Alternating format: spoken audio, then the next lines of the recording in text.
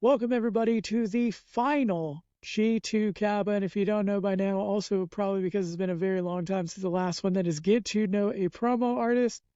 And in your final one, I can't think of anybody better than the natural himself, the final Keepers Champion, Nigel. Hello. Nigel, this is a long time coming, man. Much like, a lot of these final matches we had in the show, if there was one last person I could pick to do an interview with and kind of unpack everything we've been through over the years, it would be you, sir. You have been my greatest opponent and also probably my greatest ally. And I appreciate you endlessly. I can never tell you how much I honestly, truly appreciate not only the natural, not only Nigel Lawrence Esquire, tally-ho, tally-ho, but the man himself, the father, the brother. I love you, Nigel. And let's get started with, how did you get into the promo scene? It was actually TikTok I downloaded, as everybody did in the pandemic. And I see you, Smoke, and I think it was Neil Gosh. Hmm. And they were cutting promos. And me being me on TikTok was like, yeah, I can do that. And as seeing Smoke was the British one out of the three of you I'd seen at the time, I was like, I'm going to cut one against Smoke. And I decided to put on a stupid Finn Balor mask and try to be this demon character that didn't actually work. I But don't I shy could have about that. Was quality. That was quality. no, that was terrible. I don't know what I thought at the time. And I cut a promo against Smoke, and he destroyed me in about two promos. And I'd give up promoing after that. He told me to go away and never come back. And I was like, yeah, I ain't doing that again. So I sort of stopped and just went back to watching TikTok again. I feel like a lot of people's initial characters, at least if you tried like a character first off, because it was you did that, Rogue did one. There's been a few, but I feel like a lot of people, even Cage. Cage was just a voice in the darkness, didn't show his face beforehand. There's a lot of people that initial character just was not what was meant for them. And of course, you did end up, not only becoming a phenomenal promo artist, but one of the greatest of all time, probably one of the most respected people in our entire community, even by people outside of our community. I love that you mentioned Smoke because he was integral to like early NGT, being one of my first, like, he was Coach Smoke, and he was really somebody I leaned on as well as Cage in the beginning, because I felt like he was just like, not to do a pun, but he was a natural. He was just he was a trash talker. He was so quick, so smart. I'm talking like he's dead, but you know what I mean. But like, it was just in the past though, he really did so well, and then like disappeared. Like he ended up leaving. He was the guy after I left and I went into EPW. I think after about I know. But for me, I know people snare at EPW, but it did actually help me in a way because I started to cut promos there, get better and better. And then Smoke messaged me one day and went, you should come to NGT. And I was like, I don't know. I'm not that good at it. I got killed last time. He's no, just do it. And then in the end, I thought, yeah, I've got to try it. And that's when I spoke to you as well. And I was like, I've got to come and join NGT and give this a go on a bigger platform. I will say NGT only exists because of EPW. Because most people may not know, but Lil Jon, the dude who ran EPW, most people might not even know who that is nowadays, but was the first version of like what happened with KCW and Noah. I went into EPW and NGT didn't even exist at this time. I was a TTWF original. Ryan was the head of the show. I was just helping him do his thing. And I went to EPW, and instead of starting my own company for like to help the people that were just coming up and just getting into it and the people that weren't the established like content creators and stuff, I was like, let me go and like help these people out. I really wanted to work with them. Like Billy Bounce was down there, who I Yes. found out long ago tangentially is the only reason that I ended up in promos at all, was because of Billy Bounce. I don't know if you know that story. No. So Billy Bounce, there was like I think was it Lou was doing the promo battles or whatever, like where Yeah. you had to like, Okay, so I saw a video of Smithception cutting a promo, and it included a Benoit line, the first of probably a million I'd hear after the promo scene blew up. But he cut a promo on Lou, and I was like, oh, this is okay. Like, this is pretty cool. And it was Billy that got Smith to make that promo against Lou. So, because I guess they were a part of some like content group or something forever ago. And I was like, if it weren't for that video is what really got me to be like, oh, promos are cool. I want to get into doing this stuff. So, Yeah, shout out in Billy Bounce. EPW we did have, we had Billy Bounce, we had Dash, Vontae. Kiefer, Vontae, Blue Viking. Kiefer was a big one. Yep. Yeah, we had a few at that point. I remember you coming in because I was there at the time you came in for the first. I think you were there 2 weeks or something at the time before. No. Well, like, so Kiefer and Dash were there, who, of course, Dash, notoriously first NGT champion, okay? Like, Dash and Kiefer, I already had, like, kind of a connection to. And for better for worse, how things, went with Kiefer. Kiefer and I kind of had issues over the years. He's always been, like, a little brother to me. Like, I still do credit him to a lot of NGT success. But I came down to work with them. Like, I wanted to work with guys like them. And I'm like, hey, if they're over here, and I saw some of the other ones of y'all, and I was like, there's like these people are really cool. Like, I want to work with them. And it was actually Bronx Bomber that got in John's ear, and I don't know what he told this man, but basically it blew everything up. And I was kicked out of EPW while I was doing a podcast. Actually, I was in the middle of a podcast with Ryan, or no, who was it? It was somebody. I was in the middle of a podcast. Wasn't my own, because I remember, who was that? I don't remember what it was. Bro, eventually I will think of this. But I'm in the middle of this podcast. I'm getting messaged by John, like literally a Dear John letter, like getting blown up by John about he doesn't want me in EPW, and I was trying to like take it over and all. I was like, bro, I literally don't. I've never wanted to run a promo company. Funny statement after 4 years later. But that blew up, and then we ended up making NGT. And I'm glad Smoke reached out to you, because I do want to say this. So you got destroyed. We'll talk early days of NGT when you did come over. You got destroyed by Smoke. Smoke reaches out to you.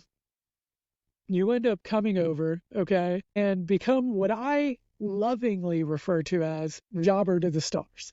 Because apparently you could not win in the beginning to save your life, but you put on like really decent performances that made your opponents also look really good because they were very engaging, and you were kept facing like if you were against anyone else on the card that week, you would have won. It's one of those like you were so good, but the other guy was like Hall of Famer, future Hall of Famer week after week after week. It's basically if somebody went against you in like the first 6 to 8 weeks, they're probably a Hall of Famer now. Like that's what it was. It was. I came in and I thought I was a bit cockier than I was. I thought, oh, I can do this easy. And I lost to Crispy and forgot his name, the other guy. Wolfman? What's his name? I lost. Yeah, and then I forget what he was then, but yeah. I beat him in a grudge match the second week. And then I lost, I think, my next 9 matches in a row. And during all them losses, I went, you know what? If I can't win, then I'm going to make people fight for their win. And that was my attitude from then on. It's like, I'm not going to give this up. I'm just going to make people fight for their win. Correct me if I'm wrong. Wasn't your first major upset against Remy?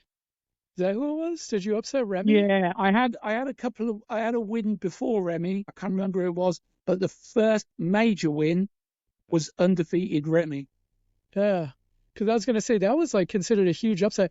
Also, that was like along the lines of Dre beating Kevin. Like that was unheard of. When you beat Remy, it was like, holy, like, man, maybe this dude's got something. Like, we'd always been like, he's really good. But like Remy, to that end of all of this has just been. Remy, when he came in and he was undefeated at that time, was fantastic. And I think we were on a break for Thanksgiving. So I messaged him and said, Remy, let's do a match. Me and you, when we come back. I want to face you. I want to see if I can do something. And he was like, no, not a problem. And I was like, I can't beat him, but I'm just going to 100% go for it. And when the result came in, I was like, I don't know what to do now because I wasn't supposed to beat him. I love that looking back on it now that you're like the natural, like the biggest thing going. Like if you ask anybody in almost any company in this community, they know who you are and like speak highly of you. It's just funny looking back at that. Um, It was funny because you gave me my first title shot, and the time I really knew that I could promo and I wasn't winning was when you put me against Painmaker in that UK match, because I felt I'd done so well, and then you messaged me afterwards and you went, "See, you've got something." Against anyone else at that point, you'd have won. You said you were like, "Keep going," and that's when I was like, well, maybe I can do this.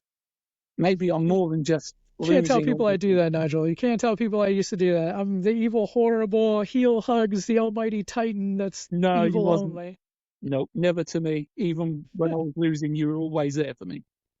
Well, and that's what I love, and we'll get to this in a little bit, but what's another irony of our relationship is I said in the intro, you're my greatest rival, but also my greatest ally.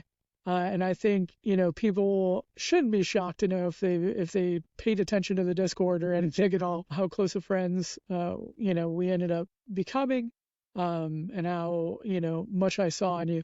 One thing I do want to talk about before we get more into our stuff was some of your like initial friends, because like you, and we'll get into the weirdest one later, but you gravitated towards, of course, the other Brits, and then that led into building a bit of a foundation.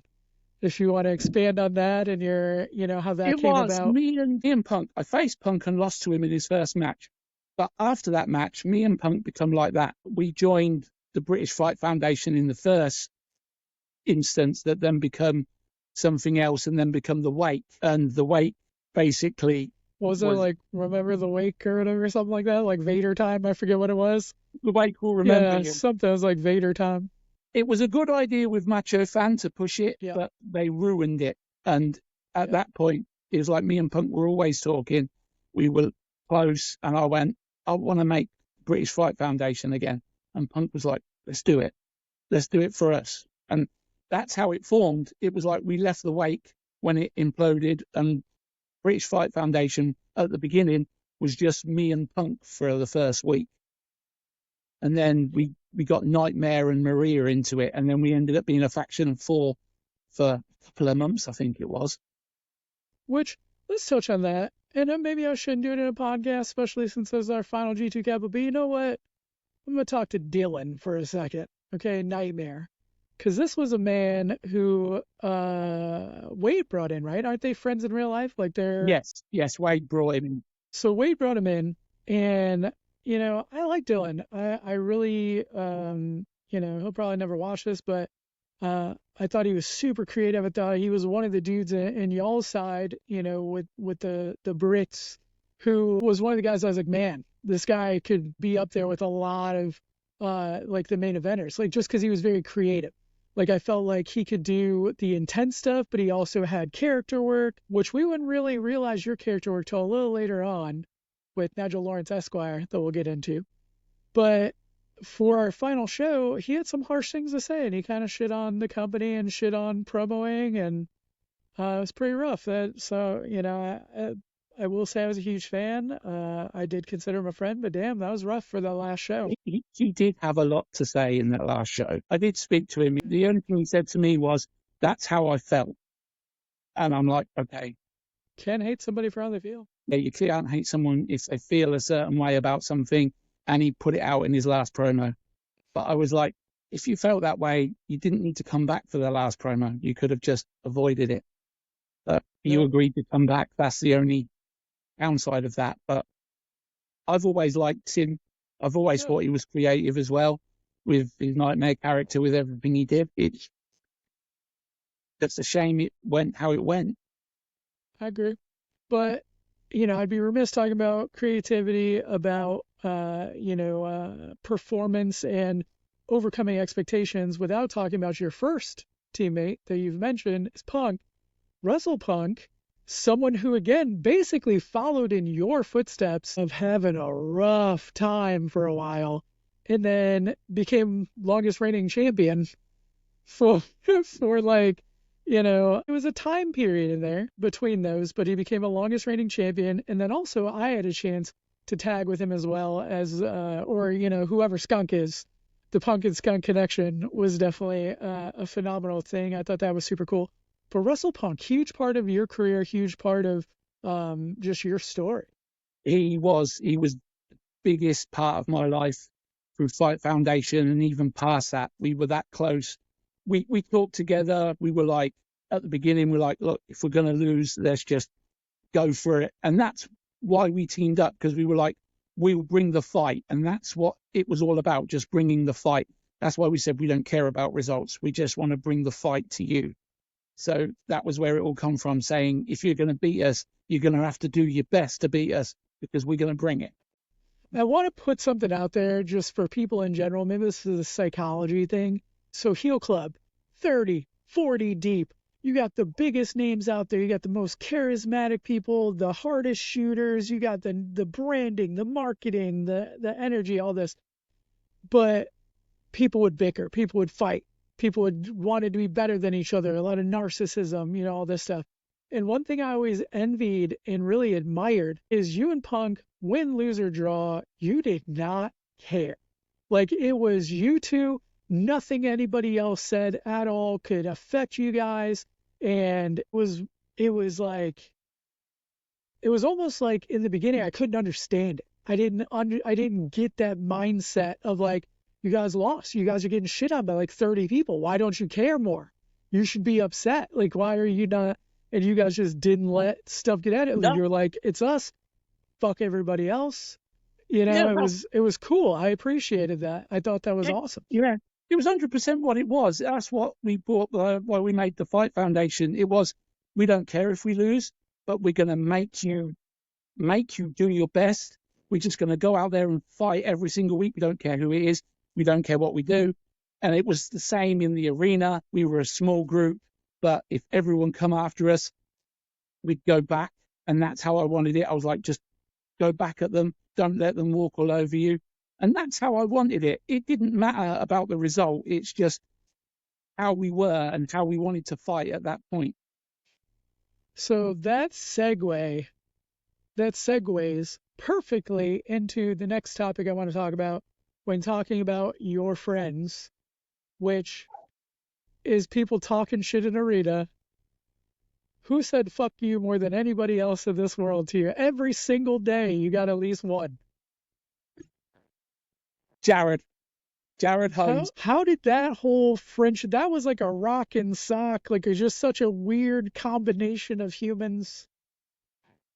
Me and Jared never ever spoke except for when we done the wake stuff, and he sort of said something to me and we laughed about it and he moved on. It wasn't until near the January, because in December we both become like staff at the same time, and then we started to click more. And he come to me and he went, I think we should do 3 stages of Hell match after Christmas with Esquire and Natural against Swanson and Jared. And he went, and we'll do 3 matches. And I was like, all right. And at that point, that's when me and Jared become like close friends and would talk and everything. Even though he was in Heel Club and I was in Fight Foundation, we were like that. And sometimes even in the arena, he would go up against people who went against me, even though he was Heel Club. And that's how our friendship grew. So many people treated that like that was real life. Like, if you were Heel Club, like, these people couldn't have possibly been friends with anybody else outside of Heel Club. And the thing that's hilarious to me is, some of my closest friends, like Alex, super close to Ian, historically, never a member of Heel Club. And one of my closest friends, like Crispy, of course, joined much later. But historically, most of my friends weren't Heel Club, or at least weren't for a long time. Ryan wasn't Heel Club for a long time. You know what I mean? Like, it just, interestingly, but everybody always thought if you're a Heel Club, they hate everybody. I never joined Heel Club. Never. I know people But the said, system. I did get you in the system, I did and that's join all the that system. matters. There you go. But Heel Club, everyone was going to me, why have you not joined Heel Club yet? I went, if I join, who's left to fight against at that point? Because there is no one. Heel Club's a big group. You've got lots and lots of star people, you need other people to go against them. So that's why I was like, I won't join the Heel Club because we've made Fight Foundation, and that's what you need at this point, and that's what we need. Or that's what I thought. And still don't want to get into it yet. We'll continue. This is great, leading into eventually our meeting of the minds, because there was a lot of stuff between Heel Club and Fight Foundation as well.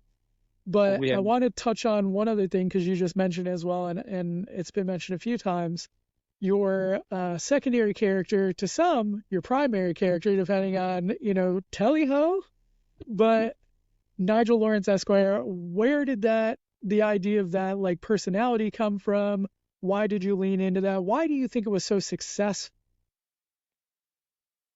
Nigel Lawrence Esquire came because people kept asking me questions about Britain and all these other things. So I thought to myself, if I make a second character for NGT and I make him really British and shout tally ho, and he can be like a reporter or a segment, just sit there in the background, and people can ask him questions, and in character, he'll answer them. That's where it come. I originally had it on my actual TikTok account, and then I made his own. And people would ask me questions about Britain, and I would jump on and go, yeah, and answer them and tell them. And that's how it formed. He wasn't supposed to be a promo artist. He then became manager unsuccessfully, but he was a manager for a few months. And it wasn't until like the Jared match where he finally became a promo artist, and I started using him mainly to put people over at that point. But he became very successful. I will say, not only did people love the character, but you won. You were doing. He wasn't supposed to. That's the whole thing with him. He wasn't supposed to. I wasn't going for anything with him. I was just putting him there. When you got new people in, I was like, put him against Esquire, see what they can do, because he's silly. And it just sort of, he started winning matches, and I was like, this isn't supposed to happen. Because I would say the most stupid things in the promo that nobody would say, and they didn't even make sense some of the time. Even I looked at it and go, what am I saying? But it just sort of hit. Yeah, but how many characters were like that? We had Swanson, we had Skunk. How many other people just got on and just had random, so like those were characters that got over at least. He found his niche with that, what's the title called? Chaos Set? Yeah, the Chaos sort of title. Yeah, viral title, that's it. Oh, yeah, weird. What was it? So Uncertain Chaos became viral, there was so many different. Because he held it for a year, and I don't think anyone in NGT had held it for a year. And I'd also held the 24/7 title for 13 defenses. That title, you would give me like 5 matches in a pay-per-view, and I was like, Jesus Christ. It was fun though. So like, and this is what I appreciate, or shout out to Cage and I guess Letterkenny. This is what I appreciate about you. There's certain people, you being one of them, that like you just throw some challenges out for fun and they absolutely like overperform. Because there's some people, if I would have given them 5 matches, or if I would have been like, oh, I want you to do, like you said, like the 3 stages match, they'd be like, oh, I don't want to do all that or whatever. But then they'll be the same person and be like, why am I not a champion? Why am I not getting booked to the main event? You literally were the main event, no matter where you were on the card, no matter what match you were having. You and the people like you would be either main event or fighting for that main event, regardless. Yeah, it was hard in the beginning. I think, like I said before, every title match you put me in for a little while, I lost, and people would know me as the man who always choked at the main event at every title match. That's how I got perceived for a long time. I would win matches and I'd get a title shot and then I'd lose. Well, so I guess maybe this is a good time to segue into it, because I do remember a certain match you were in that you lost, and there was a manager component, and the manager just so happened to be a man that's on this podcast, and that led to a little bit of fallout, a little bit of drama, a little bit of heat. Would you like to touch on that and where you think that went, and what it was leading? I just lost to Joey for the Outer Continental title, and me and Jared talked about doing Mania 1. You put me in a match against Cage, and I was like, damn, right, let's just go for it. So I was like, as normal, just go for it and see what happens. And I went for it and waited all the night for the results. Alondra had done the results, she'd done the points, and she was like, natural one by 1 point. I was like, I've beat him. I've beat the Universal Champion. Going on Twitch, seeing you, getting a manager's point, and then it went to a draw. And I'm sitting there looking at the points going, that's not right. I've still won. And everyone was going, no, you haven't. No, you haven't. So I drawn it out and I even showed it to Alondra and went, you added it wrong. And Alondra went, no, no, no. So I was like, fine, it's a draw. I walked away from it. I'll admit, for the first time, I was pissed. But I walked away. I went, I'm not going to do it. And about an hour later, Alondra messaged me and went, you're right, you did win. But I will say that led to then some interactions with us. Yes. And then led to a feud, which lasted forever. Led to some decent interactions. And when we talk about Kiefer, because we mentioned Kiefer, I remember we were supposed to have a match, and I did this whole, do you remember the backstage segment where you, like, I made that you went to the ring, but I went to the Fight Foundation locker room, and I'm like staring everybody down, and then I got Kiefer to hit me, like, so that it was a disqualification because Kiefer hit me. So it was like, hey man, you can't even keep your own people under control. It was great to see that. I think things happened at the time, so we worked out something for the title, and I was giving up the title after you anyway, because I realised after I'd beat KG, I'd beat Crispy and then faced you. If I miraculously beat you, what else could I have done with that title? That was my thinking of that. We worked it out, and we was like, we'll do a match at a later date. I got disqualified. You took the Universal title and destroyed it. And I think it lasted then, mostly on Discord, a year of back and forth with me and you, and me saying you're too scared to fight me again. And it went over and over. It led to the trios match. Yo, bro, don't even get me started on this friggin' whatever, but all right. No, even me and Jared said, we don't know how we won that match. We don't think we should have won the match, but we take it. A certain judge, who shall not be named, used the same scheme of my promo for a title match later on and won. Just saying. That's all I'm saying. Use the same scheme I used that he voted against. But you made a storyline out of it. Oh, yeah. I mean, you made the titles vacant for about a week, and no one knew what was happening with them, and it sort of built up. So you made something out of that situation at the time. I think definitely, I'm glad that you mentioned the whole thing about giving up the title, because actually, going back to Cage became champion because he was in like a title tournament that he lost. So he was a U.S. title tournament and he wasn't going to go through. And Cage wasn't like a known entity at the time that I gave him the Universal title.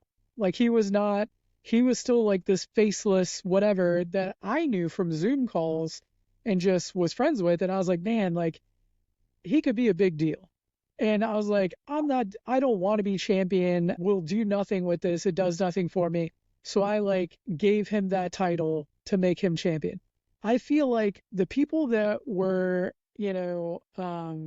privileged enough to be in the positions we were to running the company or like a major entity in the company, we didn't need titles and we shouldn't be chasing them. I always hated the leaders of the company that had to be a champion forever and had to be like the main draw. Like I just wanted to talk trash and I wanted to spotlight other people, and loved that you had that same mindset because it feeds perfectly into where our feud went, which is, again, don't care about wins, losses, whatever. I made you a keeper. I cut my promo. I gave my heart, put my heart into it, and then it ended with me making you a keeper. Yeah, that match. All week I built up for that match, and I was like, this is what I want. I don't care about the result. This is what I want. Because I think we've decided on 90 seconds or 2 minutes. I can't remember now. Like, cut the promo and you showed me it. And I was like, what? Why have you made me a keeper? I didn't deserve to be a keeper. And I was like, That sentence, if there's one sentence I can distill into why someone should deserve to become a keeper, it's that right there. Because you didn't feel like you deserved it. You took it as a no, duty. yeah, it was, no, there was like Crispy, Joe, all Paul, all of them over me. I was just here as the extra in the heel club thing. Yes, I was in the system, which I was privileged to be in at the time. I never thought of anything else. When everyone talked about another keeper, I was never in that conversation. And I know the first thing I did when you made me was I went to Crispy because we were close. And I said to him, look, I've been offered this. If you're against it, then I'll tell him no. Because that was just how I am at the time with Crispy. And Crispy went, no, you deserve it. Take it. So that's why I took when. You 100% deserved it. In the end, I think you were the best of all of us, to be honest. You always kept a neutral mindset. No matter how people went at you, you always tried to be fair and balanced with everybody. Very creative. You stepped up when needed, absolutely, because I was stepping away. Over these 4 years, you, Cage, me, Ryan, who was, me and Ryan were in the beginning. Ryan got a new job. He's doing great, by the way. We've been talking recently, and I was thinking about maybe trying to get him in this, but I think I might talk to him later. Our lives changed so much in that time. We've gone through jobs, some of us, I went through a divorce. I'm not going to name drop other people's personal stuff, but like, it's just, there's been a lot of life change that people have gone through. So when I stepped away, normally I would have been afraid to have everything crumble at that point. You know what I mean? But Cage tried very hard to step up where he could, and you jumped in. You were booking like the European Cup or something because we were doing another thing with that. And then I was stepping away, and you were like, you're booking it. Like you immediately jumped in and you're handling it. Yeah, I spoke to you. There was the cards were getting later. I could see Yeah. stuff was getting in the way. So I just turned around and I said to you, look, you want me to book the cards? And you went, do you mind? No. So from then on for a year, I booked all the cards, all the main events. Some people would ask me, can I book a card? And I'll let you have a show and give you the spotlight, and would do that and let people like Server and Jared book a card and like that. But for a year, yes, I did step up and I sorted everything out, which You I will really, say is the it's tough. hardest thing I'd ever done. It's rough. It, it, I enjoyed it, but near the end, I think it was Mania 3, or no, Mania 4, sorry, when I faced Cage again, I said to Cage, I can't keep doing it. I need to stop running NGT. And that's where we come up with the winner gets creative control. Yeah, Right. and like I feel bad because like Cage, I think, gets the short end of the stick from like outsiders, but Cage has put so much blood, sweat, and tears into this too. And I feel like I don't know. I feel like a lot of times, at least people presented it as y'all didn't get the same respect as me, but I respect you guys more than anybody. You guys put the most into everything. I'm glad you touched on that, because that was what I said to you when the keeper thing began. I never felt I got the same respect as you and Cage, but that was because I was new and no one expected me to step into that role. And I know people felt he should have gone to this person, it shouldn't be him. So I accepted that, but I always knew deep down that you two got more respect as keepers than I did at that point. I'll say this though. No one can question, absolutely zero people. I challenge anyone. No one can question that I can pick them. Okay? Because I'll find somebody who isn't the biggest, best known, isn't like the top performing, isn't even performing at like the best level that they can at the point I find them. And I'm like, that one's going to be somebody. And 9.9 times out of 10, I've been right. I grabbed Cage. Cage became one of the greatest champs of all time. Made Cage a keeper. Cage is one of the most respected people. You came in, you're a keeper. You now the most respected person in probably the entire community. Like everybody doubted, but I was right. You were No, great, 100%. phenomenal. You could pick them, and you knew who stars were. That was No, why when you were in Heel Club, you knew who the stars were and you could get them in. And that's what I respected about you. And you could make them top stars. I grabbed people early. That was my key. I always was looking for who had the potential. Like, and I got a lot of flack about this in the beginning, which is something I envied of you because if I pick somebody and they lost, I'm a bad leader because I brought this dude in that's a loser. But I'm like, no, no, no. You got to give him some, like Dior. Dior got a lot of stuff for like no showing or whatever. But like, nobody can doubt, like, personal stuff aside, Dior, one of the greatest of all time of promo artistry, like, period. Dan O'More. People would trash Dan O'More for no showing and all that stuff. Phenomenal promo artist, period. When he shows, he's the greatest. We got him into a Fight Foundation with AC Smalls as a tag team. Yeah, yeah. What were they? Were Redemption? Not Redemption. No, I can't remember the name, but Yeah. they were a tag team. They won and lost. And I always said in Fight Foundation, Dan O'More can do a lot more. And He when was they awesome. split up as a tag team, like I went to advise Dano, I went, look, you can do this, you can do this, you can do this. And he pushed. And that's when people, like in the Rumble, people started noticing Dano. And I said after that Rumble, I said, he's going to go to Heel Club. I'm about to say a name that probably nobody, if I gave them 100 names to say, would have thought I'm going to bring this person up. Matt Tyson. Matt Yes. Tyson, no matter all the personal stuff put aside, Matt Tyson, I felt could be the guy. And he was another one that showed up in the Rumble when he came back after the first thing. And he showed what he could do. And I was like, that was the dude I told everybody about.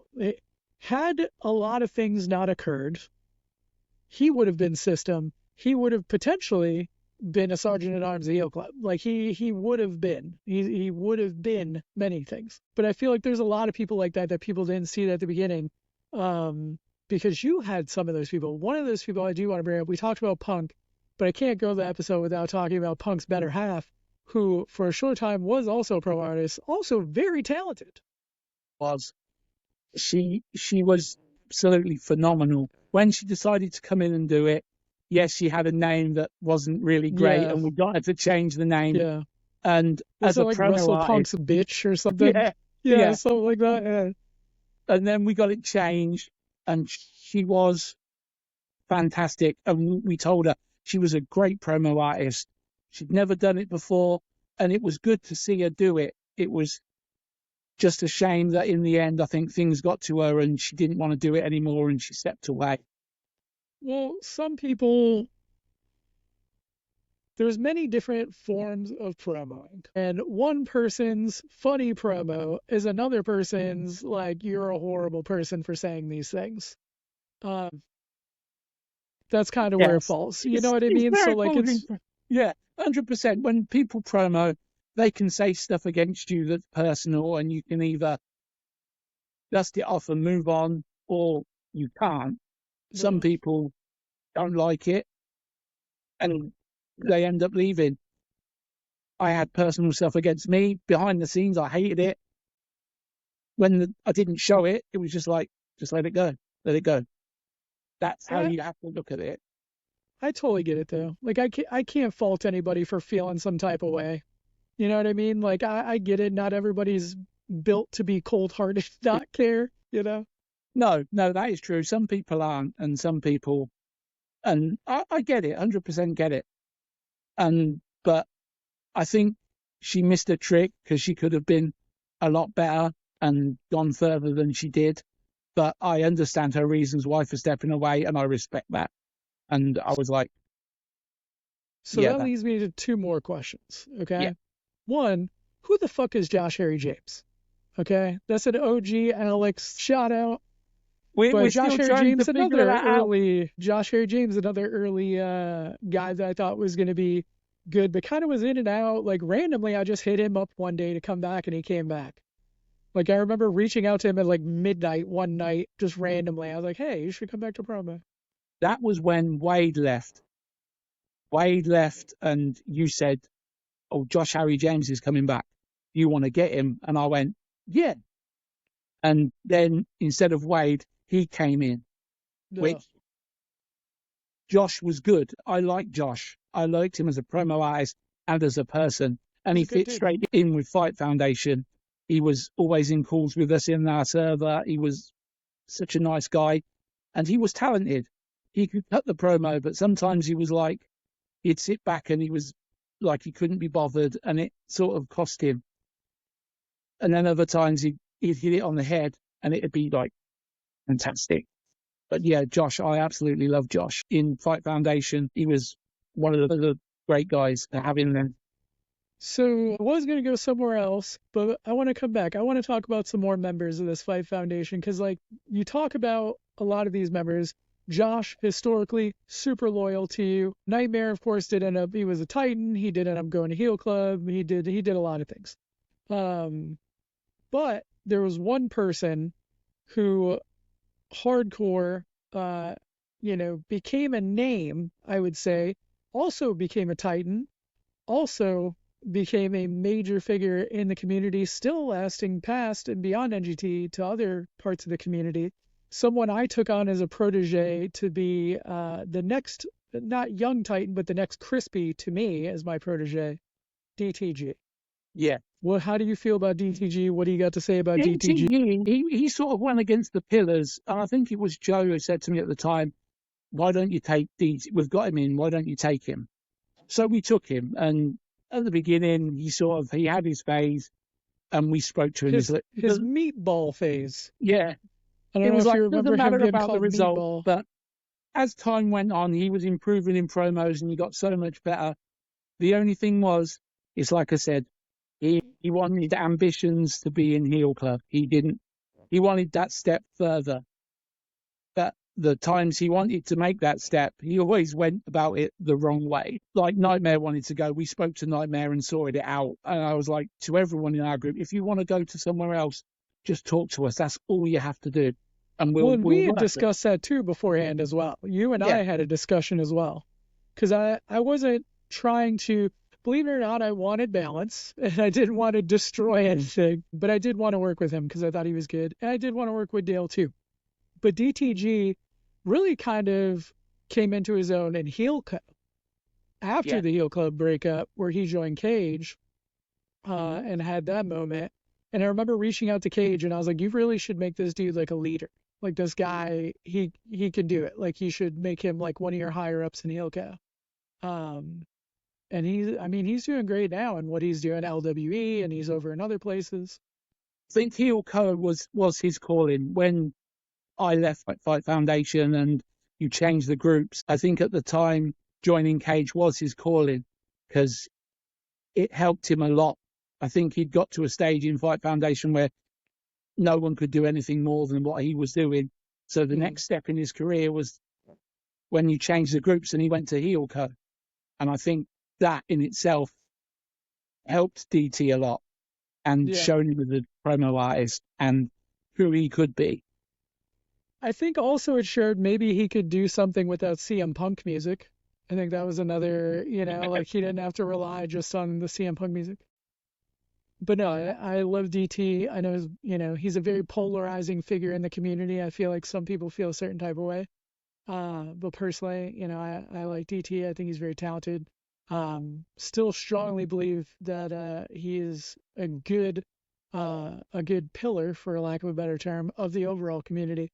And I'll continue moving forward with the other companies as well. Is there anybody else you want to talk about from Fight Foundation? Anybody we've left out that you feel like you want to cover? I think for the end of it, because Maria, she lost a lot more than she ever won.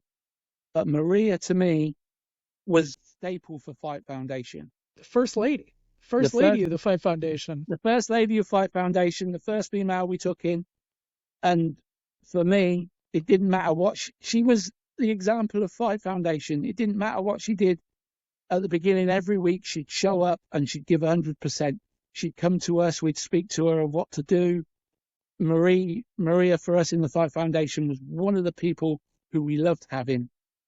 No one spoke about her because she didn't really interact in the arena and stuff like that. We tried. We did. Heel Club went at her a few times. I did.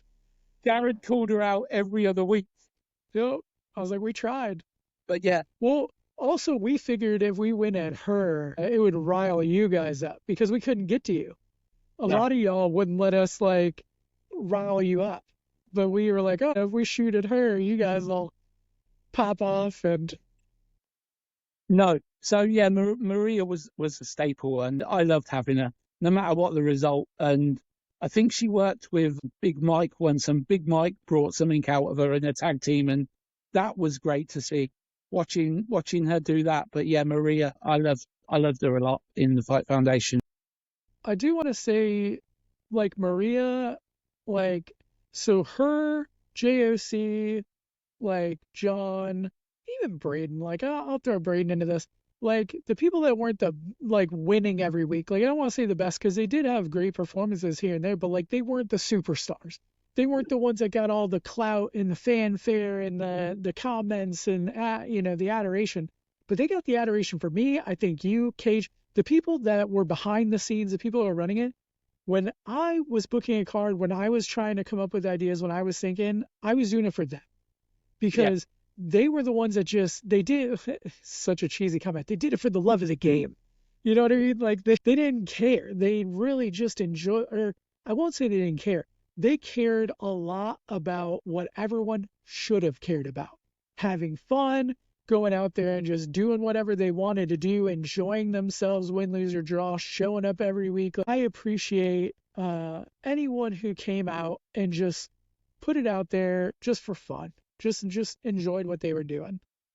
Like I respect that. that's what I said about it. That's why when we first formed, they were like, "Oh, you're just a group of jobbers," and we were like, "We accept that. We accept that," and that's the Yeah, mentality we grew with that group. But there is one thing I wanted to ask you. sure. It was, how did you feel when Jared jumped the other way? Because nobody jumped from Heel Club to another So, group. do you think there was one before Jared? Because Amber did. Amber, I think, was the Yeah. first person Mm. to ever leave Heel Club. Jared, though, he 100% like behind the scenes, like of just being Jared's friend. I was like, that's the correct decision for you because you'll shine more there. And I think it would bring more out of him. And it did. And like, there's pros and cons to his character, but his face work or like neutral, more like, tween anti hero work was his better work. But I will say there's also in my heart of hearts, we had, Kev, we had OTK, we had Server, we had all these people. Jared was the epitome of Heel Club Sergeant at Arms. There's nobody that would have fought and like just bit people over Heel Club than Jared. He was, you know what I mean? So like in my heart of hearts, I do believe that is like his spiritual role. But he couldn't have made a better move. So I was frustrated at the time because I'm like, I had plans wise, but also like outside of character and what I was working on, I was like, that's the right move though.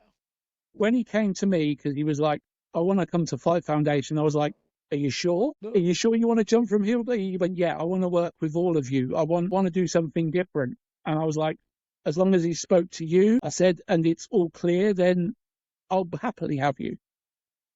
Because I know in Fight Foundation there are people I wish I didn't take, but Jared I wasn't one get of you. them. Jared No, was not one of them. he, if anything, I'll say he ushered in new era of Fight Foundation. Honestly, like brought y'all stock up. I think Yeah, overall, like the not even just in his own contribution as a promo artist, I think like the role that he fulfilled for y'all, kind of, I don't know. I just felt like it was like you guys were looked as the Brit place. That's where the Brits were. You know yeah. what I mean? Like it was, you guys were like an island. Whereas when he came over, it's like, oh, like there's more to this. And like, oh, they got a lot more going on now. Like it made you guys more dimensional. Like it added another dimension. That was when everyone spoke and said you should drop British and just become Fight Foundation. Yeah. And that was when we spoke and we were like, if we want to grow, we need to have more than just Brits. So that's why we ended up dropping Britain and just became the Fight Foundation. And I made that logo. Yes, I made yes, that I little still have the punch like a, t-shirt. yep. Well, that's what I was gonna say. I love that you're rocking the NG T-shirt because not only are you sporting it on your chest, But you carried it on your back, man. You really did. And I could never give you your flowers enough for that. You carried it on your back. And every single person that has promoted for the last like almost 2 years should be thanking you for it. Because without you, man, like in the last year plus for sure, but even a couple months before people even really knew, you were already helping me behind the scenes. You were already like, even just like being there and understanding, like, hey man, I see like you're going through it right now. Like that stuff Yeah, matters, it's like, like, yeah, we can work around it. It yeah, was what was best for you and yeah, everyone else at the time. And as much as I loved NGT, even from when I first come in, it was the heart and soul of everything. And I always used to say that NGT saved me at that point yeah. because I'd come out of a relationship and all I had was lockdown and the kids were upstairs doing their thing and just me down here. And at that point, I found something where I belonged. I felt like I belonged again. And that for years, it felt like the community was here every day. We'd all join up in voice chats, and NGG just felt like home all the time, no matter what happened. I like that. And I wasn't actually because I was gonna go a couple more minutes, but I feel like that is a solid place to wrap this up. I want to get some closing thoughts because you say NGT, saved you, NGT, you belonged. It became a family to all of us. And, you're my brother forever. Even when I wasn't around you and I talk, like you're my brother and I will always be there for you. And I feel like that is, I don't want to come out of this video because this is the final G2KAPA. We got the natural Nigel himself here, but I want people to walk away remembering the good things, remembering Yes. what they got out of it, what it stood for, what it was, and not that it's over. No, yeah, 100%. I want people to remember the friendships we've made because in an ordinary world, none of us would have even have spoke. We wouldn't have seen each other, acknowledged each other. So for me, it's made friends we never thought we'd make. And that's what I want NGT to be remembered for. Not just as well as the promo battles, as the people, the community, and the friendships we've made. That's true. So what do you say to people going forward? What do you want people to do? Like, what are my parting words from the natural? I'll give you the last words and we'll finish this off. Final G2 Kappa. Before you say those, I am Hugz. Thank you guys so much for everything. If you've ever watched our content or just we're in the NGT Discord. If you watched your promo, did a promo, just anything. If you've been a part of this crazy wild ride, I thank you 100%. I give the final word to one of my greatest friends, the man who carried the end of NGT, can carry the end of this interview before I tear up. Nigel, I leave it with you. First of all, I want to thank every single promo artist that entered NGT. You made 4 years fly by. I've made some of the greatest friends, allies, people who I will always hold in my heart. 100%, this company will have the biggest piece of my heart for the rest of my life. And I want to thank everyone for that. And I hope you live your lives and go on to be the best versions of yourselves you can be. And I might as well say it for one final time because I'll probably never say it again. Natural out.